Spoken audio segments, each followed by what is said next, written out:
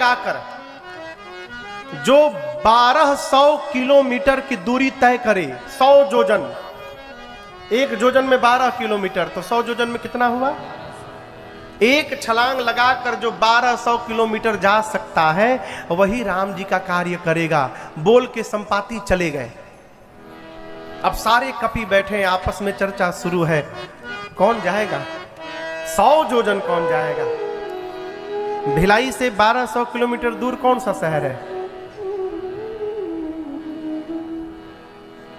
बंबई 1200 है, मान लीजिए, मानने में क्या जा रहा है, मान लीजिए बंबई है।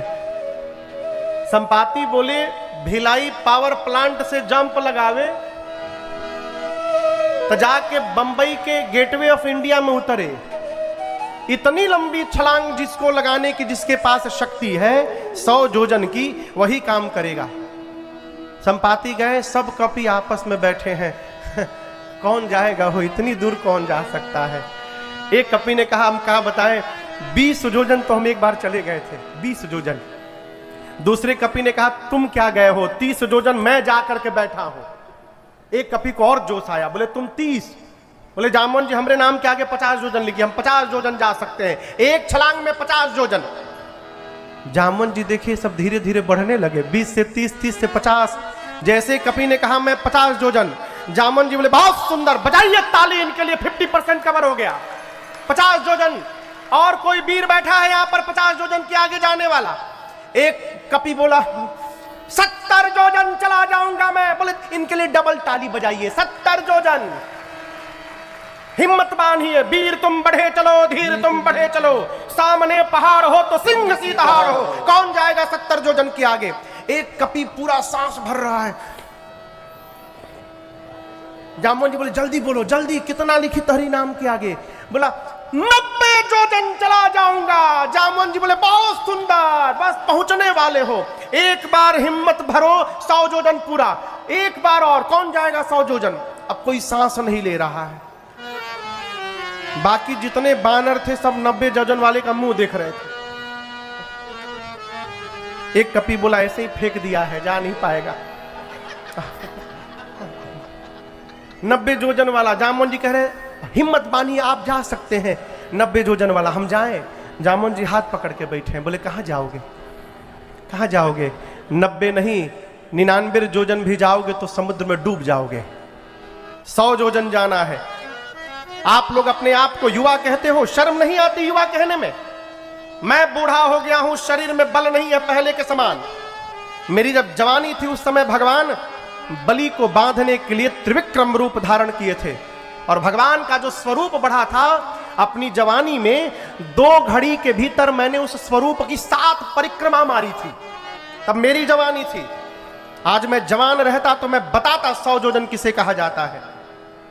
जब जवानी को ललकार दिया ना, अंगद बोले कि लिखिए हमरे नाम के आगे 100 योजन लिखिए, लिखिए 100 योजन, हम 100 योजन जाएंगे। जामवन जी बोले तो उदास हो कि क्यों बोल रहे हो, प्रसन्नता से बोलो। बोले मैं जा तो सकता हूं, आने की गारंटी नहीं है मेरी, रिटर्न आने की। अंगद कहे जाऊं मैं, जिय संशय कछु विरति बारा। जामवन जी बोले जब जाके आ ही नहीं पाओगे तो बीच में काहे लबर लबर बोल रहे हो? जाना नहीं है, जाकर आना भी है। आप लोग बताइए किसको जाना है, कौन जाएगा? जिसको जाना है वो चुपचाप बैठा है, जिसको जाना है वो चुपचाप बैठा है। और जो नहीं जा सकते हैं सब अपन विजिटिंग कार्ड लेके खड़े हैं, 20 योजन, 30 योजन, 70 योजन, 90 योजन। ये प्रसंग कहता है आज भी काम करने वाला चुप होकर काम करता है, और जिसको कुछ नहीं करना वो केवल प्रचार करता है। बस काम करने वाले को कहां टाइम है प्रचार करने, काम में परेशान है। बुरा न मानिएगा, काम एक बात बोले, 2 बीमारी बहुत खतरनाक हो गई है। एक बीमारी का नाम है छपास और दूसरी बीमारी का नाम है फोटास। इसका मतलब जानते हैं? हमार फोटो खींच जाए, हमारा नाम छप जाए, बस। इतनी खतरनाक बीमारी है फोटास की बीमारी। जिसको पकड़ ले वो खाली फोटो में परेशान। एक फोटो, एक फोटो। यदि 5 आदमी खड़े होकर फोटो खिंचा रहे हो और उसको जगह न मिला तो वो 2 आदमी के बीच में अपन मुड़िया बस निकाल देता है, ये गर्दन आ जाए बस। इतना ही नहीं, मजे की बात देखिए, उस फोटो को जब वो पोस्ट करता है सोशल मीडिया में तो अपन मुंह को गोल रंग, काले रंग से, लाल रंग से घेर देता है कि पूरा फोकस जाए कि हम ही हैं वहां पर। काम करते रहिए। हमारे चाचा कहते हैं, बाबू जिस पुष्प में खुशबू होती है उसको बताना नहीं पड़ता है, अगल बगल गुजरने वाले को स्वयं पता चलता है। इसलिए कर्म करिए। हमारे महाराज श्री हमसे बहुत प्रारंभ में कहें कि जीवन में कभी शोर मत करना राजन, जीवन में कभी शोर मत करना, काम ऐसा करना लाला कि शोर होने लगे, तुम अपने मुख से शोर मत करना।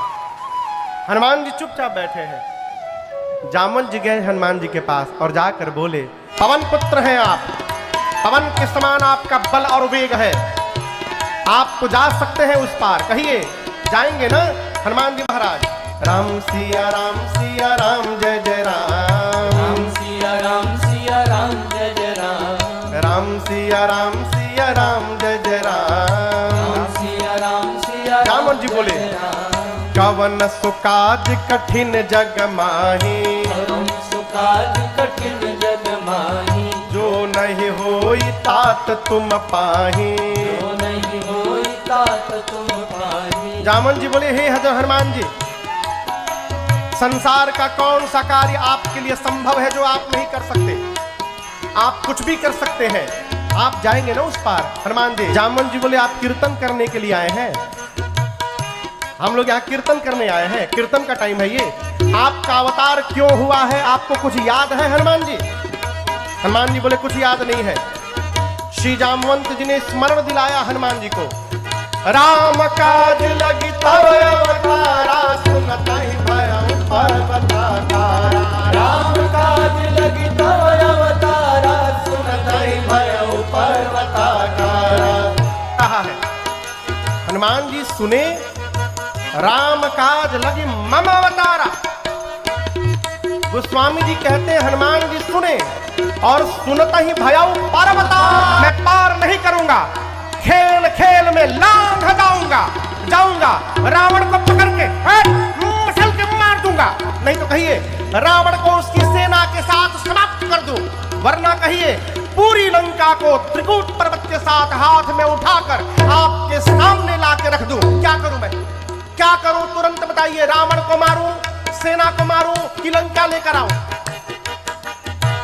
जामवंत जी बोले, पहले नीचे आइए, नी डाउन नीचे आइए। आप न रावण को मारिएगा, न सेना को मारिएगा और न लंका उठा कर लाइएगा। हनुमान जी, जामवंत जी ने कहा, चुपचाप जाइए, सीता जी को देखिए और आ करके राम जी को बताइए, बस इसके अलावा कुछ नहीं करेंगे आप। हनुमान जी बोले, क्या बोले, इतना दूर जाऊंगा? रावण को एक तो फाइट लगाए बिना चलाऊंगा? बोले, ना, रावण को टच भी मत करिएगा, रावण के लिए राम जी स्वयं में पर्याप्त है। और आप दर्शन करिए, यदि जामवंत जी महाराज न होते साथ में तो हनुमान जी आज वे राम कथा पूरा कर देते,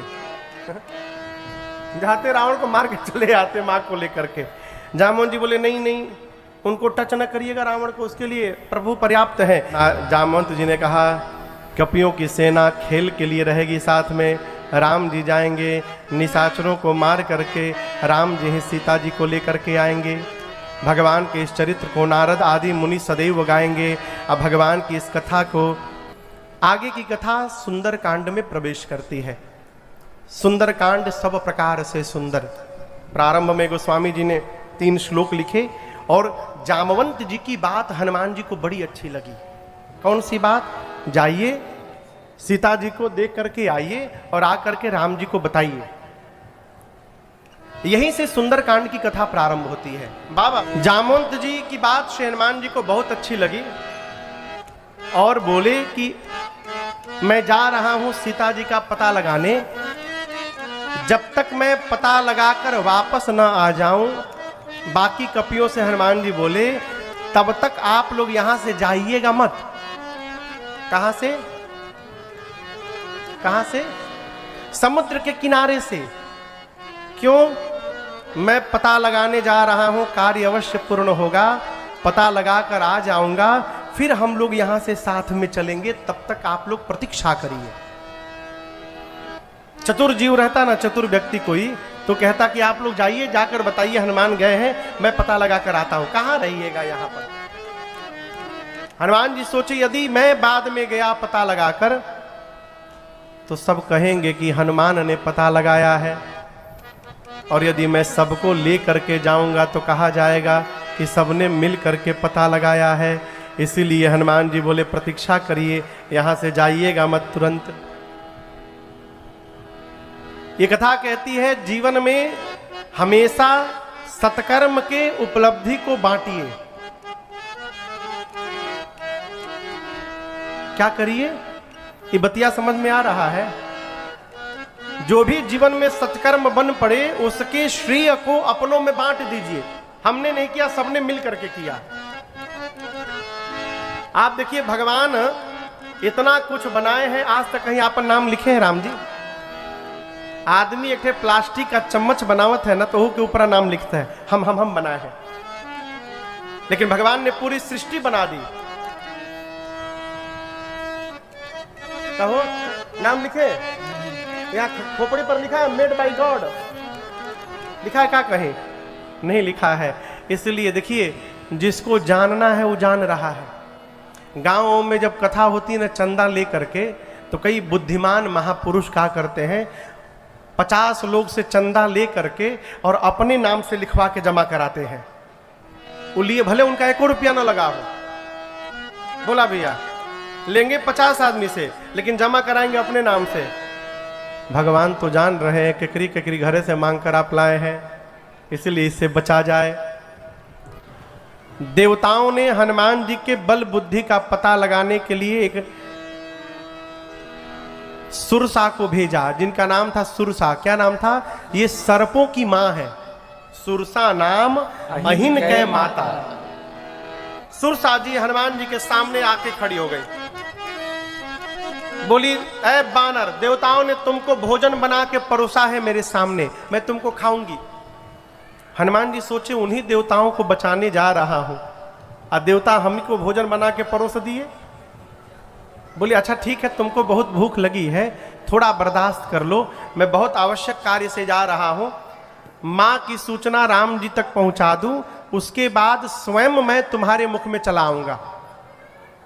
कवनो जतन दे नहीं जाना, ग्रसि न मोहि कहो हनुमाना। किसी भी प्रकार से सुरसा जाने नहीं दी हनुमान जी को। तब हनुमान जी ने कहा अच्छा ठीक है, मुंह खोलो, खाओ खाओ खाओ, मुंह खोलो। तो सुरसा ने हनुमान जी को खाने के लिए मुख खोला, शरीर बढ़ाया 1 योजन का। 1 योजन में कितना किलोमीटर? सोचिए 12 किलोमीटर लंबा शरीर बना लिया। हनुमान जी 2 योजन के हो गए, 24 किलोमीटर लंबा। अब खाओ। शुरू हुआ खेल।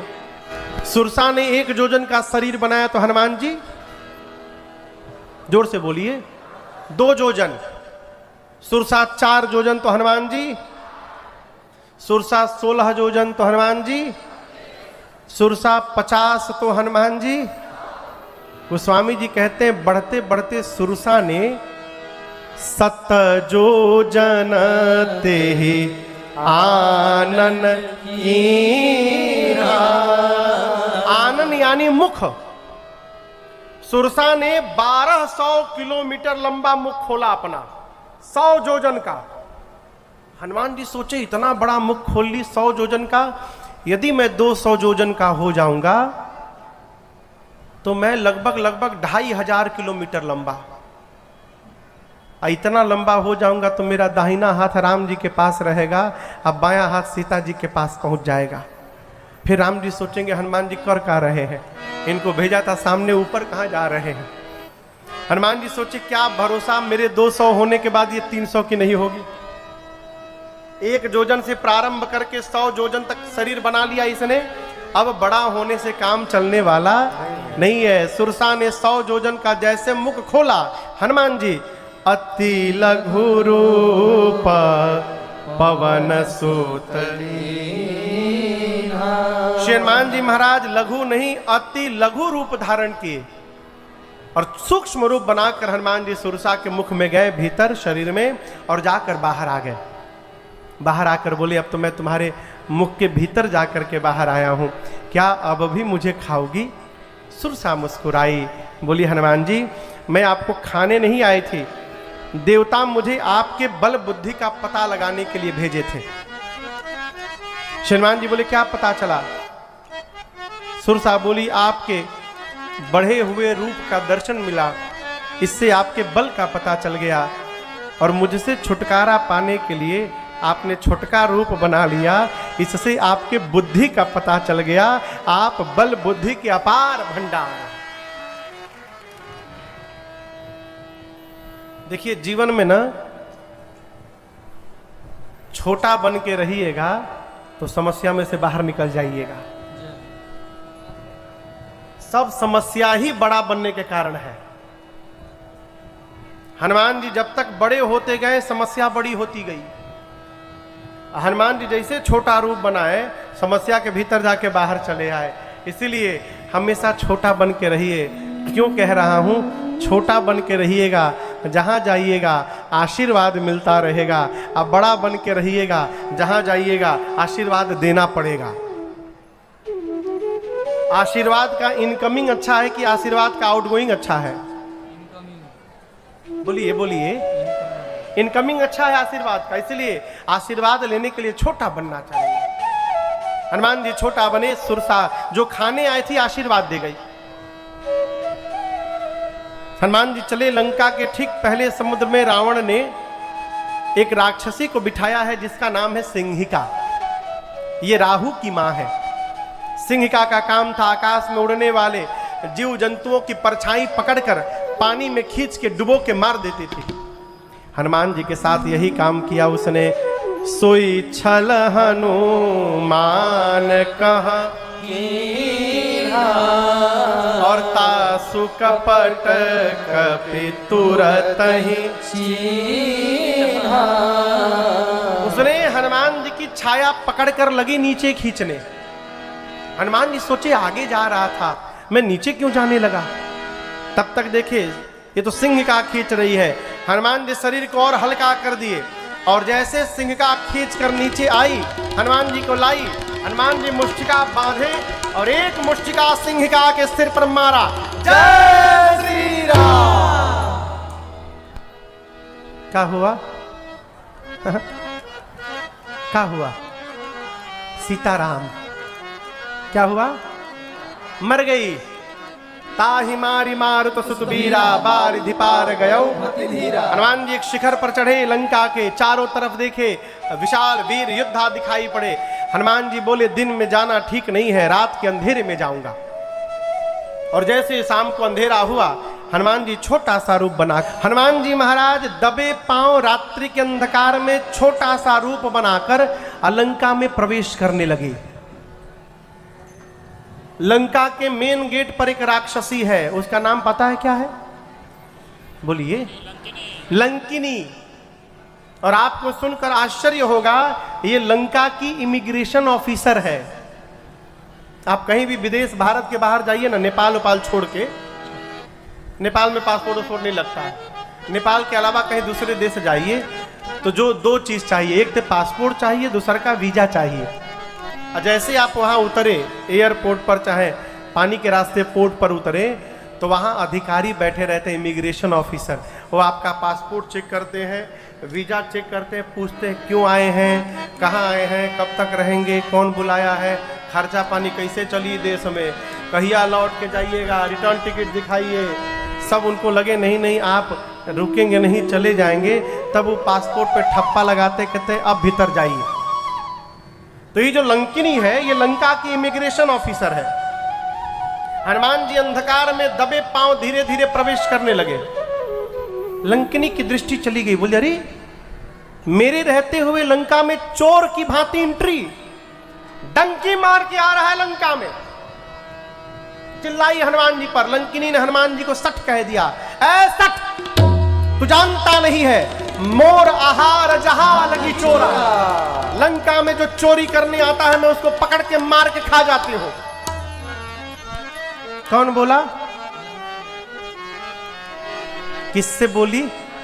हनुमान जी से बोली, मैं चोर को पकड़ के खा जाती हूं। हनुमान जी आपन जो मुष्टिका है, ये मुष्टिका ऐसे बांध के अब पीछे रखे थे हाथ। बोले तुम केवल चोर खाती हो, लेकिन ये बताओ दुनिया का सबसे बड़ा चोर तो तुम्हारा राजा है रावण। वो जहां जाता है वहीं से चुरा के लाता है, उसको तो तुम नहीं खाई, हमको खाने की बात कह रही हो। अरे हम कोई खाने की वस्तु है? खाना है तो आम खाओ। बोली आम क्या होता है? हम तो नाम भी पहली बार सुन रहे हैं। हनुमान जी बोले जो राम को और आम को नहीं जानता उससे बड़ा अभागा संसार में कौन होगा? बोली ऐ बानर, राम का नाम नहीं लोगे लंका में, आम क्या होता है? और तुम ये पीछे हाथ क्या छुपाए हो, क्या चोरी किए हो? हनुमान जी बोले चोरी नहीं किया हूं, आम लेके घूम रहा हूं। अभी पीछे एक लोगों को खिलाया हूं, अभी सोच रहा था दूसर का के खियाई। आम खाओगी? मलदाहवा ले आया हूं। लंकिनी बोली खिलाओगे? हनुमान जी बोले हमारी यह काम है, हम सबको आम खिलाते हैं। डोंट वरी, हम खिया दें तब फ्रूटी अपने आप बन जायू। बोली खियाओ? हनुमान जी बोले नीचे आओ। और जैसे नीचे झुकी, गोस्वामी जी कहते मुठिका एक महाकपि हनी मैंने रख दिए, निकाले मुठिका रगड़े, बोले आओ ले जाओ भोग लगा रहा हूं, जय श्री राम। एक मुष्टिका मारे हनुमान जी उसको बिलबिला गई, एकदम खून की उल्टी करके उतनी दूर फेंका के चली गई। हनुमान जी दौड़ कर गए, जाकर उठाकर बोले अल्फांसो भी ले आया हूं, वो भी खाओगी? तुरंत हाथ जोड़ ली, बोली नहीं नहीं मैं बहुत भाग्यशाली हूं। देख्यूं नयन राम कर दूता, आंखों से राम जी के दूत का दर्शन हुआ, मैं बहुत भाग्यशाली हूं। हनुमान जी बोले अब बुझाई ला प्रसादी खैला के बाद? अरे पहले बता देती तो प्रसादी ना मिलता। बोलते नहीं नहीं, ये प्रसाद ही पहचान पत्र था। रावण ने जिस दिन तपस्या की ब्रह्मा जी की, और ब्रह्मा जी वरदान देने आए, तो रावण को वरदान देने के बाद ब्रह्मा जी मैं वहीं पर थी, मुझसे बोले लंकिनी याद रखना मेरी एक बात, जिस दिन तू किसी बानर के मारने से व्याकुल हो जाएगी, समझ लेना कि अब निशाचरों का अंत निकट आ गया है। क्यों? जो वानर तुझे मारेगा वो कोई सामान्य वानर नहीं होगा, वो प्रभु श्री राम के दूत स्वयं श्री हनुमान जी महाराज होंगे, वो तुझे मारेंगे। लंकिनी ने तुरंत, यहां पर लंकिनी एक बड़ा अद्भुत सूत्र दिया है। लंकिनी कहती है हनुमान जी स्वर्ग की और भगवत धाम की, मोक्ष की, सुख को तराजू के एक पलड़े पर रख दीजिए। तराजू में कितने पलड़े होते हैं? हाँ, देखे हैं ना आप लोग? अब आज से 10-20 साल बाद वो समाप्त हो जाएगा। अब तराजू केवल फोटो में दिखाई पड़ेगा, अब वो खत्म है, मान लीजिए उसको। पहले लोग तराजू से मारते, वजन के उसमें डंडी मार लेते थे। हमको याद है माई जब कोई ये अखबार लेने आते थे लोग, हम छोटे थे, तो माई कहती देखिए बाबू डंडी मत मार दो। तो तराजू के एक पलड़े पर स्वर्ग और मोक्ष के सुख को रख दीजिए, और दूसरे पलड़े पर लव मात्र समय के सत्संग के सुख को रख दीजिए। लव कहते हैं पलक गिरने में जो समय लगता है उसका 1/3 भाग समय। कितना समय लग रहा है पलक गिरने में? और उसका 1/3 भाग, उसको एक लव कहते हैं। उतनी देर का भी सत्संग जीवन में मिल जाए तो उस सत्संग के सुख को तराजू के एक पलड़े पर रखिए, और दूसरे सुख पलड़े पर स्वर्ग और मोक्ष का सुख रखिए। उसके बाद भी स्वर्ग और मोक्ष का सुख मिल करके लव मात्र सत्संग के सुख की बराबरी करने वाले नहीं है। ये सत्संग की महिमा है। हम लोग तो पिछले 9 दिनों से कर रहे हैं, हमारा आपका उद्धार निश्चित है, 100% निश्चित है।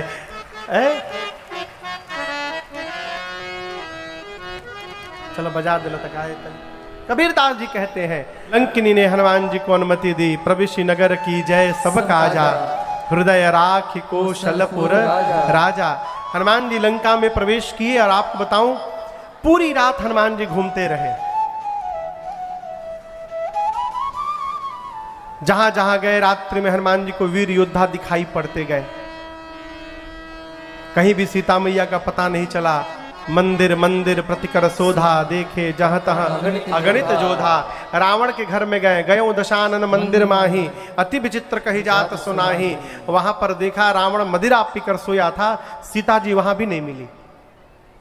ढूंढते ढूंढते भोर बेला भई और हनुमान जी को एक सुंदर घर दिखाई पड़ा। भवन एक पुनि देखा हरि मंदिर तहाँ भिन्न बना।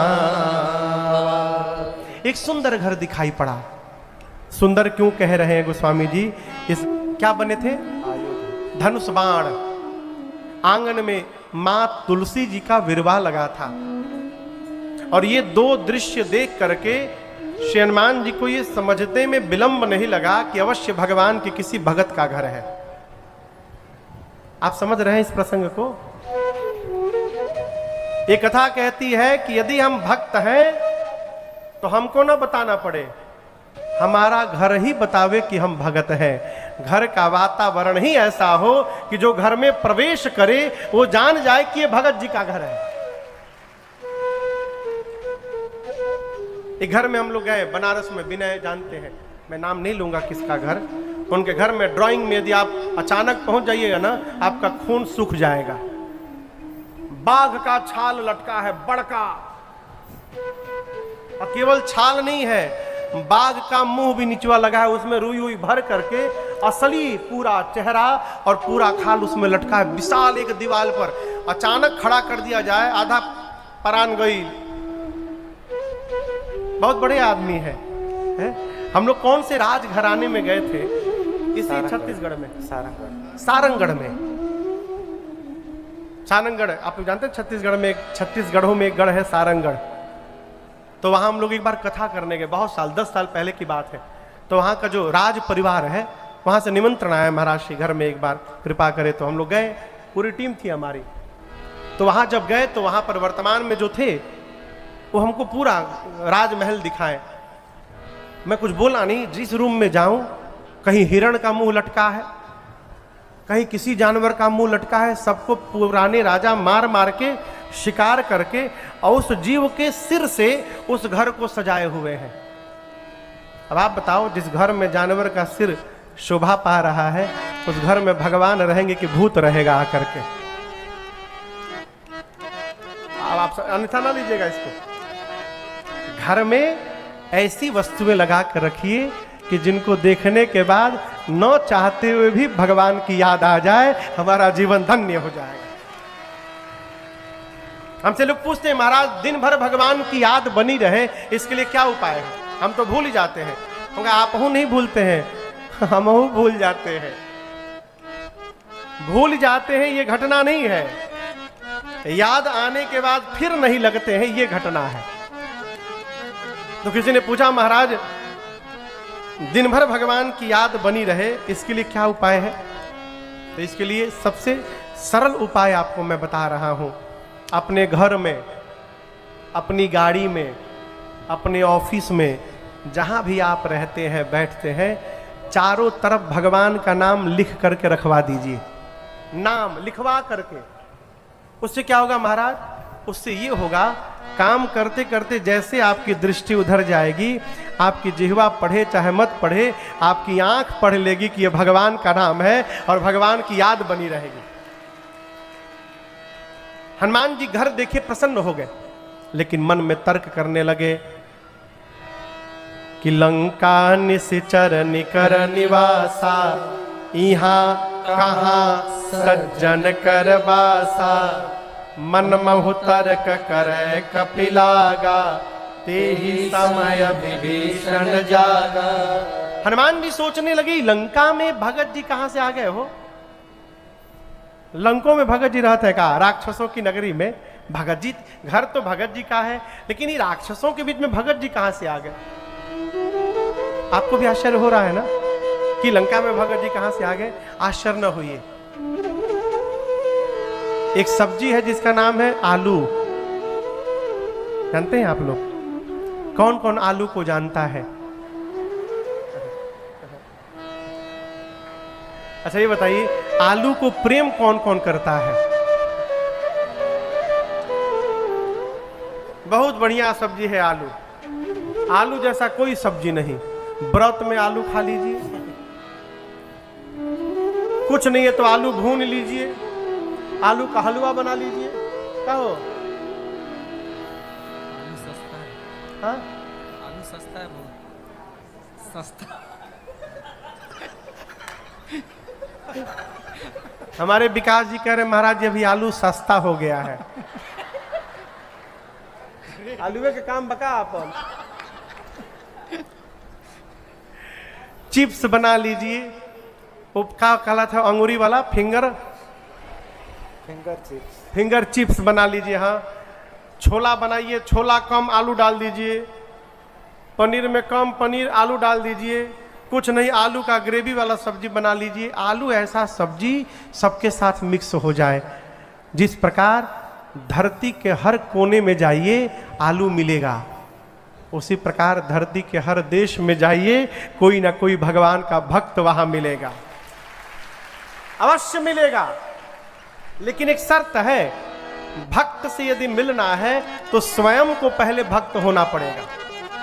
यदि आप भक्त नहीं है तो आपको भक्त दिखाई देने वाले नहीं है। हनुमान जी महाराज सोचने लगे ये भगत जी कहाँ से आ गए लंका में। और ठीक उसी समय विभीषण जी जगे और जगने के बाद क्या बोले? राम राम बोले। क्या बोले? राम राम ते सुमिरन की श्री विभीषण जी जगे तो जगने के बाद राम राम बोले। क्या बोले? राम राम।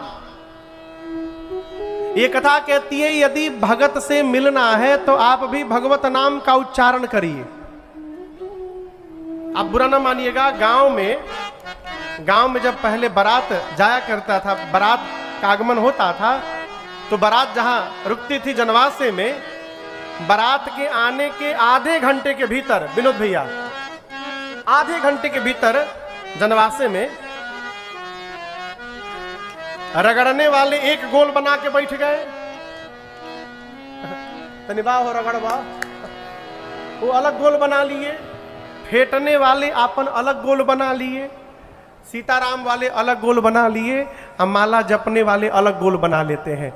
पहले से किसी का कोई परिचय नहीं, लेकिन सूंघ सूंघ के पहुंच जाते हैं। उसी प्रकार यदि आप कहीं गए हैं और भगत से मिलना है तो आप कुछ मत करिए, भगवत नाम का उच्चारण प्रारंभ करिए। जितने भगत होंगे अपने आप आपके पास खींचे चले आएंगे और आपसे परिचय हो जाएगा। हम लोग कितने लोग मिले? कितने लोग मिले हो? हम लोग अभी यूरोप गए थे, तो हम आपको बताएं हमारा वीजा था स्पेन का। स्पेन में राम कथा नहीं थी। स्पेन में केवल जाना था, 2 दिन रहना था, वहां से फिर जाना था डेनमार्क, वहां राम कथा थी।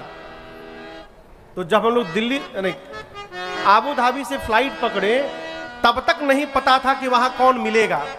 स्पेन में यही था कि उतरना है, अपने टैक्सी करना है, टैक्सी करके जाना है होटल में, 2 दिन वहीं रहना है, फिर जहाज पकड़ के डेनमार्क जाना है।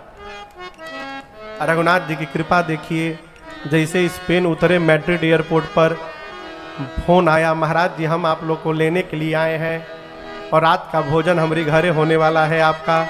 भगत जी मिल गए, हम लोग उनके घर गए, भोजन कर रहे थे। बोले तब तक महाराज जी माफ करिएगा, आपसे बिना पूछे कल यहाँ कृष्ण मंदिर में एक शाम राम के नाम आपका मैंने रख दिया है, वहां सत्संग करना है 1 घंटा। हम बोले 1 घंटा नहीं 3 घंटा, दूसर कौन काम बैजा। तो हम लोग 3.5 घंटा सुंदरकांड की कथा गाए वहां पर। कौन मिले हो? 10 लोग मिले 2 दिन में, 10 लोग। और जब जहाज पकड़े तो एक आदमी का ही पता नहीं था कि किसके घर जाएंगे, कहाँ जाएंगे, कहाँ से भोजन मिलेगा। एक कथा कहती है केवल भगवान का नाम ली। ऐसे विभीषण जी ने राम राम कहा, हनुमान जी समझ गए ये भगवान के भक्त हैं। ब्राह्मण का रूप बनाकर श्री हनुमान जी भी राम राम कहने लगे। विभीषण जी दौड़ कर आए, परिचय पूछा। तब हनुमंत कही सब राम कथा निजना, सुनत जुगल तन पुलक मना, मगन सुमेरे गुण गान। हनुमान जी ने पूरी राम कथा सुनाई, अपने आने तक की कथा सुनाई और कहा मैं प्रभु श्री राम का दूत हनुमान हूं। विभीषण जी से परिचय हुआ। हनुमान जी राम जी के चरणों में विभीषण जी की प्रीत को दृढ़ता प्रदान करा करके और सीता मैया का पता पूछे और वही छोटा रूप धारण करके जिस वृक्ष के नीचे मां बैठी थी उसके ऊपर जाकर श्री हनुमान जी पत्तों के पीछे छिपकर बैठ गए। तरु पल्लव महरा लुकाई, करई विचार करो का भाई।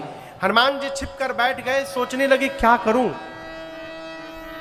तब तक उसी समय रावण आता है और आकर रावण मेरी मां को बहुत डराता है।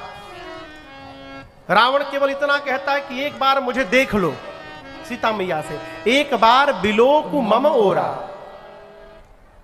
रावण को मां ने ललकारा। मां बोली निर्लज तुझे लज्जा नहीं आती? तू अपने आप को वीर कहता है रावण, तूने एकांत में मैं थी तब तूने मेरा हरण किया था।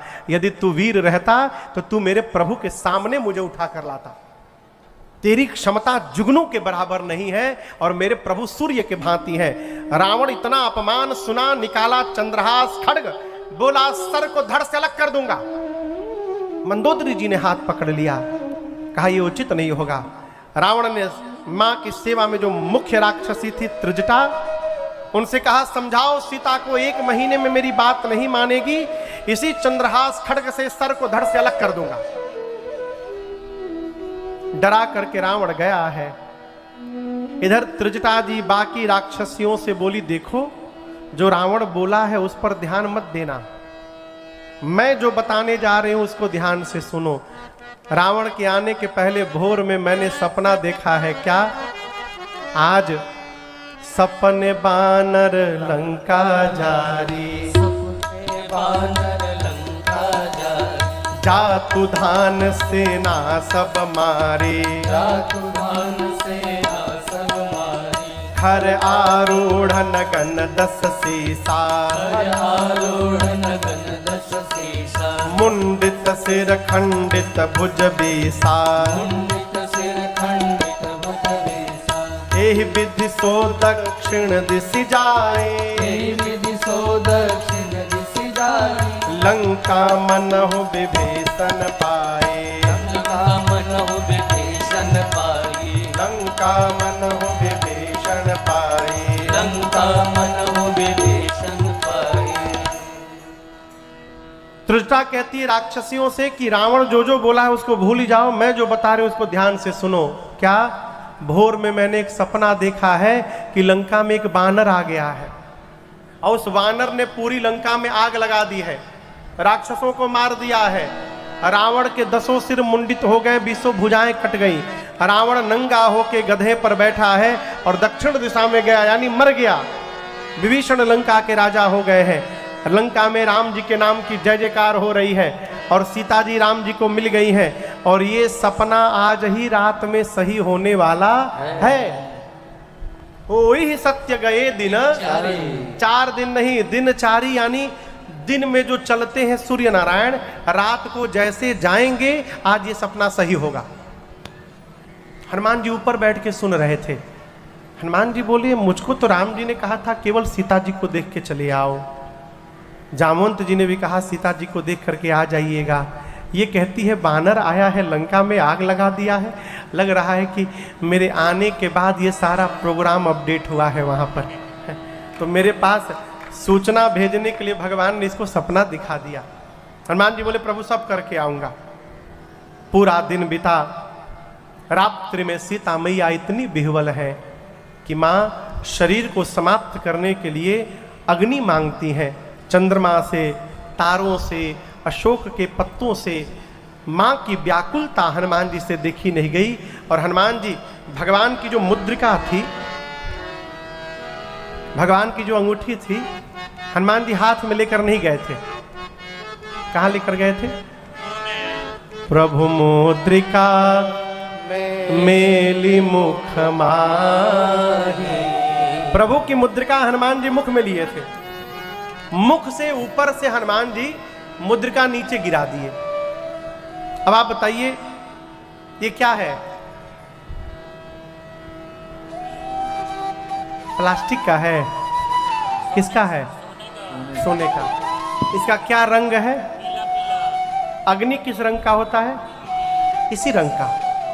ये दूर गिरा न मुद्रिका, सीता मैया को लगा कि अशोक के वृक्ष ने मां की पुकार को सुन करके अग्नि चिंगारी गिरा दी नीचे। मां दौड़कर उठाई और उठाकर मां आश्चर्यचकित हो गई। चकिता चितवा मुदरी पहचानी। मां आश्चर्यचकित हो गई, पहचान गई मेरे प्रभु की मुद्रिका है। समस्या क्या है? माया के द्वारा ऐसी दूसरी मुद्रिका बनाई नहीं जा सकती और मेरे प्रभु अजेय हैं, उनको जीता नहीं जा सकता। ये असली मुद्रिका है और प्रभु को जीता नहीं जा सकता, तो उनके पास से ये मुद्रिका यहां लंका में कैसे आ गई?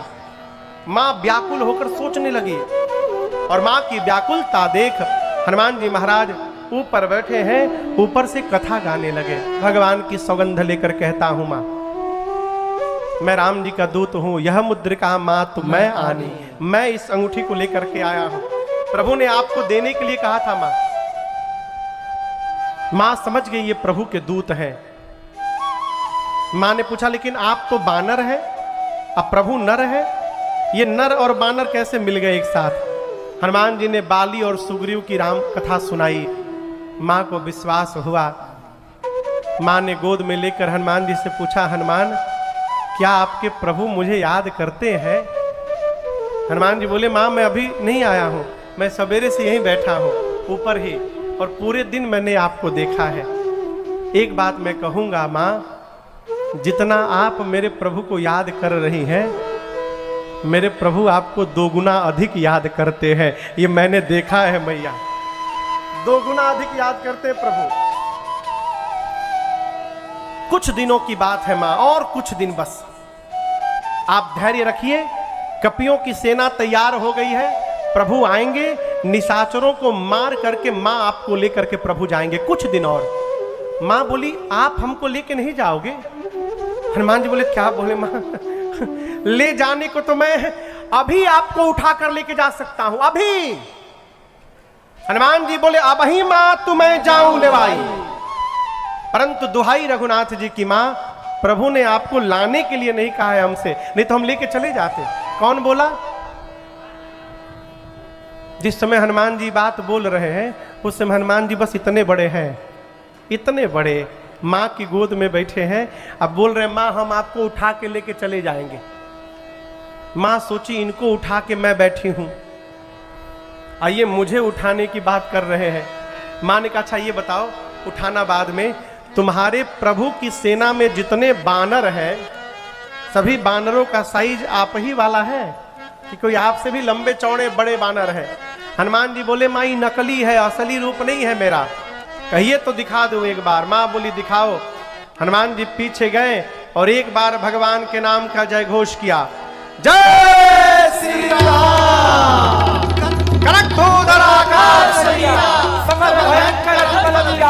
हनुमान जी इतना विशाल रूप धारण कर लिए, सीता मैया को लगा सोने का पहाड़ खड़ा हो गया है। हनुमान जी बोले, मां ये मेरा छोटा रूप है, कहिए तो बड़ा वाला दिखा दूं। मां बोली, जल्दी नीचे आओ, जल्दी नीचे आओ। हनुमान जी तुरंत छोटा वाला रूप बना लिए। मां बोली, मेरे बच्चे में तो बड़ा बल है। हनुमान जी पांव पकड़ के रोने लगे, कहे, मां सब है हमारे भीतर, परंतु अभी अभी जो आपने कहा बल नहीं, बल बुद्धि हमारे में ना बल है ना बुद्धि है, हम जो कुछ भी करते हैं अपने प्रभु की प्रताप से करते हैं। माँ, हमारे भीतर अपना कोई बल शक्ति नहीं है, ये तो राम जी का प्रताप है। माँ ने देखा कि हनुमान जी बोल रहे हैं बल नहीं है। माँ ने कहा मैं अभी बलवान बनाती हूँ अपने बच्चे को, और माँ ने आशीर्वाद दिया, बलवान हो जाओ, अजर हो जाओ, अमर हो जाओ। और इतना कहने के बाद माँ ने कहा हनुमान, आपके प्रभु आप पर बड़ी कृपा करें। हनुमान जी बोले ठीक से बताओगे? रखवाले बोले एक बार तो रगड़ी दिए हैं, पूरा परपरा रहा है, हम लोग फीलिंग के साथ बता सकते हैं रावण को कैसा लग रहा है। हनुमान जी बोले जाओ जल्दी बताओ। पहुंचे रखवाले रावण के पास। रावण बोला तुम लोग यहां क्या कर रहे हो, बाग में कौन है? रखवाले बोले पहले हमारी सुन लीजिए, हम अपना मन से यहां नहीं आए हैं। प्रभु नाथ एक आवा कपि भारी, बहुत भारी बानर आ गया है। रावण बोला तो क्या हुआ? बोला पूरा सुनिए। तेहि अशोक वाटिका उजाड़ी, उजाड़ दिया। जितना आपने बजट निकाला था मेंटेनेंस का, बराबर कर दिया पूरा बजट 1 साल का, पूरा बाग उजाड़ दिया। बोला कैसे उजाड़ दिया? दूसरा रखवाला बोला हम बोल रहे खाए सी फल अरु बिटपा उपारे, पहले फल खाया फिर वृक्षों को तोड़ा। रावण बोला तुम लोग किस बात की सैलरी लेते हो, तुम क्या कर रहे थे वहां पर? बोला हम लास्ट बोल दिए तो बच गए, हमसे जो पहले गया ना उसको माटी में रगड़ रगड़ के मारा है। रक्षक मर्द मर्द महिला। अच्छा, रावण बोला भट्टों को बुलाओ। भट्ट आए, विशाल सेना भट्टों की आई। बोले जाओ तुम लोग। भट्ट गए, हनुमान जी भटाभट सबको निपटाए, लेकिन भट्टों को रगड़ के नहीं मारे हनुमान जी। झांगा देखें आप लोग, झांगा हम देखे हैं, हाँ झांगा झांगा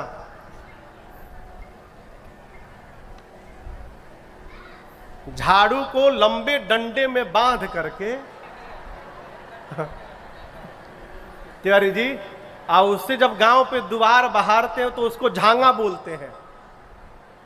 तो जैसे झांगा से दुआर बहारा जाता है, हनुमान जी एक विशाल वृक्ष उखाड़ के हाथ में पकड़े थे, और जैसे भट्ट आए हनुमान जी भटाभट निपटाए सबको मार डाले। 3-4 इधर से छटक के बचे थे, वो गए रावण के पास, जाकर बोले सब मर गए, सब मर गए।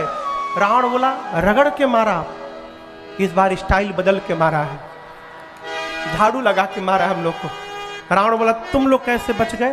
बोले हम तो गए ही नहीं थे, सब मर जाते तो आपको बताना, बताएगा कौन? हम पहले छिप गए थे। रावण सर पकड़ लिया, बोला मूर्ख हो तुम लोग, महामूर्ख। जब तुम लोग को पता है कि आगे से जाने पर वो मार देता है, पीछे से जाना चाहिए था ना। भट्ट बोले सरकार 25 लोग पीछे से गए थे, 25 लोग, क्या हुआ? बोले आगे वालों का तो डेड बॉडी मिल गया, पीछे वालों का डेड बॉडी भी नहीं मिला। बोला क्यों? बोला जो पीछे से गए थे उनको पूंछ में लपेटा, अब पूंछ में लपेट के ऐसा ऊपर फेंका कि सब पृथ्वी के गुरुत्वाकर्षण के बाहर चले गए। 1.5 घंटा तो मैं खड़ा था कि एकहू टपके तो लेकर आवे हम, प्रभु कोई नहीं आया, सब ऊपरे सैटेलाइट बन के घूम रहे हैं। तब तक रावण का एक बेटा आया जिसका नाम था अक्षय कुमार। कहा पिताजी मुझे भेजिए। बोला ठीक है। आपको बताऊं, समुद्र के किनारे अंगद क्या बोले थे? मैं जा तो सकता हूं लेकिन क्यों, जो जाएगा वो आएगा क्यों नहीं? इसलिए नहीं आ सकते थे कि रावण के बेटे अक्षय कुमार और अंगद में शत्रुता थी। ये दोनों एक ही गुरुकुल में पढ़ते थे, दोनों में झगड़ा हो गया था। अंगद को पता है यदि मैं गया लंका और अक्षय कुमार मिल गया तो मुझे मार डालेगा। तो जब हनुमान जी लंका जाने लगे तो अंगद ने हनुमान जी को ये पूर्ची पकड़ाया। हनुमान जी खोले, रावण का बेटा अक्षय कुमार, इसका क्या मतलब? अंगद बोले हनुमान जी उसका नाम लिखा हूं मैं, आप जा रहे हैं और किसी को मारिएगा चाहे मत मारिएगा, अक्षय कुमारवा को जरूर मार के आइएगा। उसी के चलते मैं नहीं जा रहा हूं लंका में। वही अक्षय कुमार आया, रावण ने उसको भेजा, किसको लेकर गया? कौन गया अक्षय कुमार के साथ? सुभट। पहले भट्ट, अब उनसे बड़ी सेना सुभट। सुभटों को लेकर अक्षय कुमार गया हनुमान जी के